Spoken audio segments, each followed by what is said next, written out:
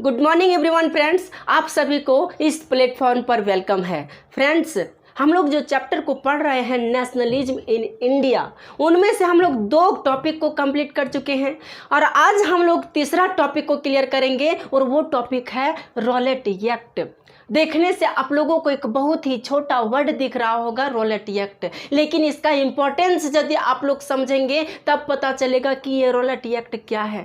ये Rowlatt act क्या है जिसकी वजह से हमारे इंडियंस लोग इसका अपोज कर रहे थे। ये रॉलेट एक्ट ब्रिटिश के द्वारा हमारे इंडिया में अप्लाई किया गया था, तो कुछ तो लॉ होगा, कुछ तो रूल्स होगा जिसकी वजह से हमारे इंडियंस ने इसको अपोज किए और इंडियंस इसके अगेंस्ट में थे और हमारे महात्मा गांधी भी इसके अगेंस्ट में थे कि रॉलेट एक्ट हमारे कंट्री के लिए एक ब्लैक एक्ट के समान है और ब्लैक एक्ट की तरह है। तो कुछ तो डिफ़ॉल्ट होगा इसमें, तभी ना हमारे इंडियंस इसको अपोज कर रहे थे। तो हम लोग यही समझेंगे कि इस रॉलेट एक्ट में ऐसा क्या चीज़ था जिसके वजह से हमारे इंडियंस इसका अपोज कर रहे थे, और इस रॉलेट एक्ट के ही वजह से हमारे इंडियंस के हजारों लोगों की जान गई थी। तो इस रॉलेट एक्ट को हम लोग पूरा डिपेंड यानी पूरा एक्सपेंड रूप से इसको हम लोग अभी समझेंगे। तो जैसा कि हम लोग जानते हैं कि जब महात्मा गांधी साउथ अफ्रीका से हमारे इंडिया आए थे तो 4th बैटल्स लड़ी गई थी और उनमें से सारे बैटल्स में इंडियंस लोगों का विक्ट्री ही हुआ, जीत ही मिली थी। तो इससे एक इंडियंस लोगों में ये मनोबल बढ़ा हुआ था कि अब हम लोग बहुत नियर हैं अपने कंट्री को इंडिपेंडेंट करवाने के लिए। बट ब्रिटिश लोग इससे परेशान थे और इससे डिस्टर्ब थे। ब्रिटिश लोगों ने 1999 में एक एक्ट लाए थे जिसको ही हम लोग कहते हैं रॉलेट एक्ट। इस रॉलेट एक्ट में यह एक्सपेंड किया गया था या एक्सप्लेन था कि इस एक्ट के तहत ब्रिटिश लोगों के पास यह पावर आ गई थी कि वह चाहते तो किसी को भी अपने डाउट की निगाह से या अपने शक की नज़र से यानी किसी को संदेह भी कर देते ना कि यह अपराधी हो सकता है या क्रिमिनल हो सकता है, तो उसको वह अरेस्ट कर लेते थे और पकड़ लेते थे और पकड़ करके उसे 2 साल तक 2 इयर्स तक उसे कहाँ पर जेल में बंद कर दिया जाता था। इस पर कोई रोक टोक नहीं था, कोई अपील नहीं। यानी इस कानून को ये भी कहा गया कि इसमें नो अपील, नो दलील एंड नो वकील। इस कानून में ना तो कोई अपील सुनाई जाएगी, ना तो कोई दलील दिखाया जाएगा और ना ही कोई वकील किया जाएगा, कुछ ही नहीं होगा। बल्कि ब्रिटिश लोगों का ये मानना था कि पुलिस जिसे भी चाहे उसे अपनी शक की निगाहों से पकड़ लेंगे और उसे 2 इयर्स के लिए उसे जेल में बंद कर देंगे। तो यह एक तरह से इंडियंस लोगों के लिए बहुत ही फैटल साबित था। इंडियंस लोगों के लिए फैटल था ना, क्योंकि किसी को भी वह शक की निगाह से पकड़ लेते और उसे जेल में बंद कर देते। इससे बहुत सारे इंडियंस को पकड़ा भी गया और उसे जेल में बंद भी कर दिया गया। तो इसी के खिलाफ हमारे महात्मा गांधी ने आवाज उठाई और महात्मा गांधी ने इस एक्ट को, रॉलेट एक्ट को अपोज किया कि इस एक्ट को नहीं पारित किया जाए, क्योंकि यह बिल भारतीयों के, इंडियंस के अगेंस्ट में थे। यदि ऐसा होता कि ब्रिटिश लोगों को, जो ब्रिटिश लोग यहाँ रहते थे, उस पर यदि शक की निगाह देखा जाता था और उसको अरेस्ट करके जेल में बंद कर दिया जाता था तो ये चलता कि यहाँ पर इक्वालिटी क्या देखा जा रहा है। बट इसमें यह था कि इंडियंस लोगों को ही सिर्फ पकड़ा जाएगा, यानी इंडियंस लोगों पर ही शक किया जाएगा और उसे ही पकड़ा जाएगा और उसे 2 इयर्स के लिए उसे जेल में बंद कर दिया जाएगा। तो महात्मा गांधी ने सोचे और हमारे इंडियंस के लीडर्स ने ये सोचे कि ये तो एक तरह के ब्लैक एक्ट की तरह है, इसलिए इसका एक और नाम दे दिया, रॉलेट एक्ट का नाम black act. Black act they दिया क्योंकि यह इंडियन के खिलाफ थे, इंडियन के अगेंस्ट में थे, इसलिए इसको ब्लैक एक्ट कहा गया। तब महात्मा गांधी ने क्या किए, सत्याग्रह स्टार्ट कर दिए। उन्होंने सोचे कि अब जो है इस रॉलेट एक्ट का अपोज हम लोगों को करना है, तो अपोज करने के लिए महात्मा गांधी ने सत्याग्रह स्टार्ट कर दिए। और जब सत्याग्रह स्टार्ट कर दिए तो महात्मा गांधी ने ब्रिटिश के खिलाफ अगेंस्ट भी करने लगे और रैलियां भी स्टार्ट करने लगी। और वह डेट है 6 अप्रैल 1919 का डेट है। कब? 6 अप्रैल 1919। जैसे कि रॉलेट एक्ट का अपोज में, रॉलेट एक्ट के अपोज में 6 अप्रैल 1919 में महात्मा गांधी ने इंडिया में इसके अपोज में विद्रोह करने लगे और इसके अपोज में ऐसा किया गया कि बहुत सारी रैलियां निकाली गई और यहाँ तक कि जो रेलवे स्टेशन था ना उसको भी बंद कर दिया गया। लोग रोड पर आ गए कि नहीं, इस एक्ट को डिसअवॉइड किया जाए यानी इसको इग्नोर किया जाए, इस एक्ट को जो है सो अप्लाई किया गया उसको कैंसिल किया जाए। यहाँ तक कि जो रेलवे के आसपास जो दुकानें वर्कशॉप लगा रहता था उसको भी बंद कर दिया गया और वर्कर्स लोग, जो हमारे इंडियंस के वर्कर्स लोग थे ना, इन लोग भी हड़तालें करने लगी और हर कोई इसका अपोज किए। बट जब कंडीशन हद से ज़्यादा गुजर जाएगी तो पता है कि ब्रिटिश लोग वैसे बैठेंगे, ऐसा तो नहीं हो। वो तो एक तरह के क्रूर थे, वो एक शांत नहीं बैठे ब्रिटिश लोग। उन्होंने क्या किया, जस्ट इसके 3 डेज आफ्टर, 3 दिन बाद यानी 9 अप्रैल 1999 को उन्होंने महात्मा गांधी को अरेस्ट कर लिए। जो हमारे देश के लीडर्स यानी जो इस सत्याग्रह को लीड कर रहे थे उसी को इन्होंने अरेस्ट कर लिए और यहाँ तक कि अमृतसर के कई सारे लीडर्स को इन्होंने अरेस्ट करके उसे जेल में बंद कर दिए। इससे क्या होगा, आक्रोश तो फैलेगा। जब इस तरह की घटना होगी तो आक्रोश फैलेगा ही ना। हमारे महात्मा गांधी जो हमारे इस मूवी के हीरो हैं उसी को ही अरेस्ट कर लिया जाएगा तो हमारे इंडियंस कहाँ शांत से बैठने वाले थे भाई, नहीं शांत बैठे। और इंडियंस लोगों ने क्या किया, उसके खिलाफ पोस्ट ऑफिस में या अंग्रेजों के जो बिल्डिंग्स थे उस बिल्डिंग्स पर हमला करने लगे, स्ट्राइक करने लगे, पोस्ट ऑफिस पर स्ट्राइक करने लगे, यहाँ तक कि रैलियां करने लगे। रोज लोग रोड पर उतर गए कि नहीं, इस एक्ट को हटाया जाए और हमारे महात्मा गांधी को छोड़ दिया जाए, जो जेल में बंद किया गया है उसे छोड़ दिया जाए और जो इंडियंस लीडर्स हैं उसे भी छोड़ दिया जाए। बट अंग्रेज कहाँ मानने वाले थे। इन लोगों ने यहाँ तक कि ट्रेन को भी रोक दी, ट्रेन की पटरियों पर भी भीड़ लगा दी, जो भी दुकानें थे उसको बंद कर दिया गया, पोस्ट ऑफिस पर हमला कर दिया गया, बैंक को भी लूटा गया और बैंक भी लूटने लगे लोग। फिर भी इसके अगेंस्ट में जो ब्रिटिश लोग हैं सो पूरे आक्रोश हो गए और वो सब में गुस्सा भड़की और जब गुस्सा भड़की तो जस्ट एक दिन बाद 10 अप्रैल 1919 को ब्रिटिश लोगों ने क्या किए कि पंजाब में एक पीसफुल बैठक हो रही थी हमारे इंडियंस लोगों के बीच में, पीसफुल बैठक, शांतिपूर्वक बैठक हो रही थी। उस बैठक में ब्रिटिश लोगों ने अचानक सडनली उस पर आक्रमण कर दिया और जब आक्रमण कर दिया, अटैक कर दिए तो उसमें से हजारों लोग मारे गए और जब मारे गए तो उसमें और ज़्यादा गुस्सा भड़की हमारे इंडियंस लोगों में। समझिए कि बिना अपील, बिना दलील और बिना वकील का यदि किसी भी इंसान को पकड़ करके जेल में बंद कर दिया जाएगा तो हम लोगों के लिए एक बहुत खराब ही एक्ट था ना। तो इसके अगेंस्ट में हमारे इंडियंस लोग आते हैं, जरूर आते कि अपने राइट्स के लिए कौन नहीं लड़ता जरूर लड़ता। तो जब इस तरह की घटना घटी तो एक दिन बाद 10 अप्रैल को क्या किया गया, ब्रिटिश लोगों ने इंडियंस लोगों पर आक्रमण कर दिए। जो इन्होंने एक जगह जा करके बैठक कर रही थी उसी पर अटैक कर दिए और जब अटैक हुई तो वहाँ पर हजारों लोगों की मौतें भी निकल गई, जो निर्दोष लोग वो मारे गए। इससे हमारे इंडियंस लोग और ज़्यादा आक्रोशित हो गए कि ऐसा तो नहीं होना चाहिए भाई, लेकिन इन्होंने ऐसा कर दिया। तो इंडियंस लोगों में गुस्सा जब भड़की तो इन्होंने फिर से वही काम करना शुरू कर दिया, अंग्रेजों के बिल्डिंग्स पर अब आक्रमण करने लगे, अंग्रेजों के परिवार पर आक्रमण करने लगे, यहाँ तक कि जो जेल थे जेल पर भी आक्रमण करने लगे जो इंडियंस लोग थे। और जहाँ भी उसे पुलिस दिखाई देती थी उस पुलिस पर अटैक करने लगे और उसे प्रताड़ित करने लगे। लेकिन पुनः जब इस तरह की घटना घटने लगी और पूरी तरह से पूरे देश में एक आक्रोश का माहौल जब फैल गया तब अंग्रेजों ने एक लॉ लाया और एक लॉ को पारित कर दिया। वो कौन सा लॉ था, तो मार्शल लॉ को इन्होंने इंडिया में पारित कर दिया। मार्शल लॉ, इस मार्शल लॉ के अंतर्गत ये डिफाइंड किया गया था कि कोई भी 2 या 3 से ज़्यादा लोग एक साथ नहीं रह सकते।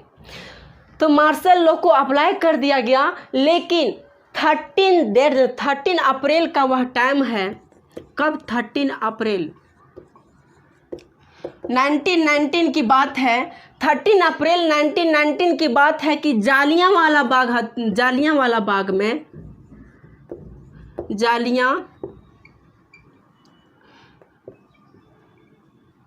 जालियांवाला बाग में 13 अप्रैल 1919 को जालियांवाला बाग में बहुत सारे लोग एक जगह एकत्र हुए थे और एकत्र होकर के डिसीजन ले रहे थे कि क्या किया जाए इस रॉलेट एक्ट के अगेंस्ट में। और देखिए उसी दिन मेला भी लगी हुई थी, क्योंकि उस दिन बैसाखी का समय था, बैसाखी भी था, इसलिए कई सारे विलेजर्स लोग भी वहाँ पर थे, विलेजर्स लोग थे और कई सारे लीडर्स लोग थे, बहुत सारे। और एक बाग में, जालियांवाला बाग में एकत्र हुआ था। और उस जालियांवाला बाग में, जैसे कि ये जालियांवाला बाग है, इस जालियांवाला बाग में सिर्फ एक ही रास्ता था, यहाँ से एंट्री का एक ही रास्ता था और यहाँ से एग्जिट का भी एक ही रास्ता था, और यहीं पर लोग बैठक कर रहे थे। और जब मार्शल लॉ को लागू किया गया, ब्रिटिश लोगों ने जब लागू कर दिए ना, तो इसके कमांड को किसके हाथों में दे दिया? तो इसके कमांड को जनरल डायर के हाथों में दे दिया,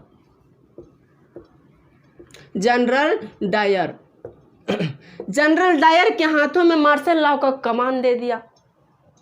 लेकिन यहाँ जो बैठक कर रहे थे, इंडियंस लोग जो यहाँ पर बैठक कर रहे थे, इन लोगों को ये नहीं पता था कि हमारे कंट्री में मार्शल लॉ लागू है।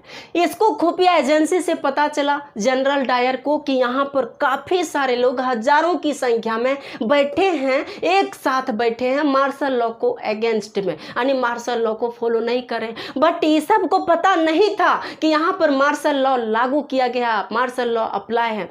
और बहुत सारे लोग भी आए थे, क्योंकि उसी दिन बैसाखी था, बैसाखी का मेला लगा हुआ था अमृतसर में, पंजाब के अमृतसर में। तो बहुत सारे विलेजर्स लोग भी थे, बहुत सारे लीडर्स लोग भी थे और बहुत सारे हमारे देशभक्त लोग भी थे। सारे लोग यहाँ पर आकर के एकत्र हुए। बट इसको खुफिया एजेंसी पता चला, खुफिया एजेंसी से जनरल डायर को, और ये अपने फोर्स लेकर के, अपने सैनिक लेकर के इसी रास्ते को ही इन्होंने बंद कर दिए। किस रास्ते को? तो इस जालियांवाला बाग के रास्ते को ही बंद कर दिए। और इन्होंने अपने सैनिकों को यह आदेश दे दिया कि अब इस पर अटैक किया जाए। और इसकी सैनिकों ने क्या किया? इस निर्दोष लोगों पर गोलियों की बरसात करवा दी और इस पर अटैक कर दिए। समझिए कि एक काली कोठरी में लोग बैठे हुए हैं और उस पर कोई भी नहीं, तो उसके पास कोई औजार है ना तो और कुछ है, और ना ही भागने का कोई रास्ता है, और उधर से अचानक कोई अटैक कर दे तो उस कंडीशन में लोग क्या करेंगे? कहाँ भागेंगे? क्या करेंगे? अपनी जान को बचाने के लिए लोग क्या करेंगे? यही हुआ इस जालियांवाला बाग में, क्योंकि इसे घुसने का रास्ता और निकलने का रास्ता सिर्फ एक ही था, और इसी रास्ते को जनरल डायर ने अपने सैनिकों के द्वारा बंद कर दिए और इस पर अटैक करवाने का आदेश दे दिए और इस पर अटैक करवा दिए। गोलियों की बरसात हो गई यहाँ पर, और जितने सारे लोग निर्दोष लोग थे वो मारे गए, बहुत सारे लोग मारे गए। लेकिन कुछ लोग अपनी जान बचाने के लिए इसी जालियांवाला बाग में एक कुआं था, उस कुआं में भी लोग डूबने लगे, क्योंकि हो सकता है कुआं में डूबने से हम लोगों की जान बच जाए। लेकिन कहाँ वो सबकी जान बचती? यदि एक व्यक्ति, दो व्यक्ति कुआं में कूदते तब वो सबका जान बचता। लेकिन जब 100, 150, 100, 200 लोग इस कुआं में कूदेंगे तो सबका जान कहाँ से बचेगा? नहीं ना बच पाएगा। तो ये लोग भी मारे गए, कुआं में भी मारे गए, और कई सारे लोग ऐसे मर गए कि एक दूसरे के उस भीड़ में एक दूसरे के दबने से भी मर गए। समझिए कितना खराब कंडीशन होगा, कितना क्रिटिकल स्थिति होगी। जो लोग यहाँ पर होंगे, समझिए क्या उसकी माइंड में चल रहा होगा, या किस तरह उसके सामने फेस, वह जो है अपनी मौत को अपने आंखों के सामने देख रहे होंगे। लेकिन जब इस तरह की घटना घटी तो यहाँ पर हजारों लोग मारे गए, और यहाँ पर कुछ लोग बचे भी, किसी तरह बचे, इसलिए जैसे कि एक के नीचे एक दब गए तो उस सब की जान किसी तरह बच गई। तो कुछ लोग बचे भी और बहुत सारे लोग मारे गए। तो यह घटना कब हुई? यह घटना 13 अप्रैल 1999 को, इस घटना को हम लोग जालियांवाला बाग हत्याकांड कहते हैं। जब इस तरह की घटना को हमारी महात्मा गांधी ने सुने तब उसके आंखों में या उसके अंदर आक्रोश हो गए। महात्मा गांधी को ही नहीं बल्कि पूरे देशवासियों को आक्रोश हो गए। और जब आक्रोश होगा तो उसका आउटकम क्या निकलेगा? उसका आउटकम क्या निकलेगा? इंडियंस तो उसके अगेंस्ट में पुनः अटैक करना शुरू कर दिए और वही हुआ। इंडियंस ने पुनः इसके अगेंस्ट में अटैक करना शुरू कर दिए और जगह जगह पर आक्रमण करने लगे, रोड पर आक्रमण करने लगे। जहाँ भी कोई गवर्नमेंट दफ्तर दिखाई देता था वहाँ पर ही लोग आक्रमण करने लगे। हमारे इंडियंस लोगों ने आक्रमण करना तो बनता था। यदि हम भी रहते तो हम भी शायद इस पर अटैक करते और हम भी कुछ न कुछ क्षति जरूर पहुंचाते। यदि इस तरह हमारे भाइयों बहनों को भूंजा जाता, इस तरह कूटा जाता, इस तरह इस पर गोलियों की बरसात करवाई जाती, तो कौन ऐसा निर्दय होगा जो कि नहीं लड़ेगा अपने कंट्री के लिए? लड़ेंगे ना। तो इस तरह की सिचुएशंस में कोई भी होंगे तो वो लड़ेंगे। तो वही हुआ, हमारे इंडियंस लोग लड़े और लड़े तो बहुत सारे जगह पर गवर्नमेंट दफ्तरों में अटैक किया गया, बिल्डिंग्स पर अटैक किया गया, जेल पर अटैक किया गया, रेलवों को रोक दिया गया, यहां तक कि कई सारे जगहों पर बम विस्फोट भी कर दिया गया। महात्मा गांधी ने सोचे कि अब इस मूवमेंट को आगे तब्दील कर दिया जाएगा और इस मूवमेंट को पूरे कंट्री लेवल पर कर दिया जाएगा, क्योंकि यह एक छोटी मोटी मूवमेंट नहीं है, हमारे देशवासियों के लिए बहुत बड़ी नुकसान हुई है। तो ये एक बहुत बड़ी दुख की बात थी। तो इस तरह से जालियांवाला बाग हत्याकांड घटित हुआ। अब एक छोटा सा, जैसे कि कल ही हम लोग पढ़े थे खिलाफत आंदोलन, खिलाफत मूवमेंट में हम लोग क्या पढ़े थे कि महात्मा गांधी ने सोचे कि इस मूवमेंट को लड़ने हम लोग कंट्री लेवल पर यानी पूरा एक्सपेंड रूप से जो कि हर कोई जान सके, तो वहाँ तक पहुँचाने के लिए हम लोगों के पास यूनिटी होना ज़रूरी है। जब तक यूनिटी नहीं होगी हम कभी भी अपने कंट्री को इंडिपेंडेंट नहीं करवा सकते। तो यूनिटी के लिए हिंदू और मुस्लिम को एक साथ आना पड़ता। तो उसके लिए इन्होंने क्या कि एक अपॉर्चुनिटी मिल गई कि हमारे इंडियंस लोगों के मुस्लिम थे, वह किसके खिलाफ? ब्रिटिश लोगों के खिलाफ अगेंस्ट या मूवमेंट किए थे, मूवमेंट अटैक किए। और जो मुस्लिम के लीडर्स थे शौकत अली और लियाकत अली, नाम क्या है? शौकत अली और लियाकत अली, ये मेन लीडर्स थे। ये गांधी जी के पास जाते हैं और गांधी जी से बोलते हैं कि खिलाफत आंदोलन में, खिलाफत मूवमेंट में हमारी हेल्प करें, क्योंकि इस मूवमेंट में ऐसा डिसीजन लिया गया था। यहाँ के हमारे इंडियंस लोगों के, मुस्लिमों का यह मानना था कि जो ब्रिटिश लोग हैं मुस्लिमों पर अत्याचार कर रहे हैं, क्योंकि टर्की में जो मूवमेंट लड़ी गई थी, जो बैटल हुई थी, उसमें ब्रिटिश लोगों की जीत हुई थी। हम लोग कल की क्लास में पढ़े, ब्रिटिश लोगों की जीत हुई थी। बट वहाँ पर ऐसा हुआ था, जो डिसीजन लिया गया था या जो शर्त रखी गई थी, उस शर्त को ब्रिटिश लोगों ने नहीं माना। उसके खिलाफ हमारे जो मुस्लिम भाई लोग थे तो खिलाफत मूवमेंट को स्टार्ट कर दिए। तो महात्मा गांधी के पास जब लियाकत अली और शौकत अली पहुँचे कि हम हमारी सपोर्ट करें, तो महात्मा गांधी ने एक बहुत ही बड़ा अपॉर्चुनिटी ढूंढी और उन्होंने सोचा कि यदि हम आज मुस्लिम भाइयों का सपोर्ट करते हैं तो ऐसा होगा कि मुस्लिम भाई हिंदू भाई से मिल जाएंगे और एक साथ मिल करके एक यूनिटी बन जाएगी। और जब यूनिटी बन जाएगी तब हम लोगों को ब्रिटिश के खिलाफ कोई भी मूवमेंट करने में हम लोगों को बहुत ईजी होगा और ब्रिटिश को भी लगेगा कि हाँ, ये जो है सो इंडियंस लोग एक हो चुके हैं। तो इन्होंने, महात्मा गांधी ने खिलाफत मूवमेंट में इन्वॉल्व हो गए और इस खिलाफत मूवमेंट को धीरे धीरे उन्होंने नन कॉपरेशन मूवमेंट में कन्वर्ट कर दिए, इसी खिलाफत मूवमेंट को। और ये नन कॉपरेशन मूवमेंट एक इंडिया लेवल पर यानी पूरे कंट्री लेवल पर पूरे फैला दिए और नन कॉपरेशन मूवमेंट का धीरे धीरे प्रोग्रेस हुआ। तो हम लोग कल की क्लास में पढ़ेंगे कि नन कॉपरेशन मूवमेंट क्यों हुई और नन कॉपरेशन मूवमेंट में ऐसा क्या हुआ और नन कॉपरेशन मूवमेंट क्यों किया गया। तो इन सारे लोगों के बारे में हम लोग कल की क्लास में पढ़ेंगे। तो आज की सेशन को हम यहीं पर एंड अप करते हैं। Have a nice day, thank you very much. और जाते जाते आप लोगों से रिक्वेस्ट है कि आप लोग इस चैनल को सब्सक्राइब करके जाइएगा। Thank you.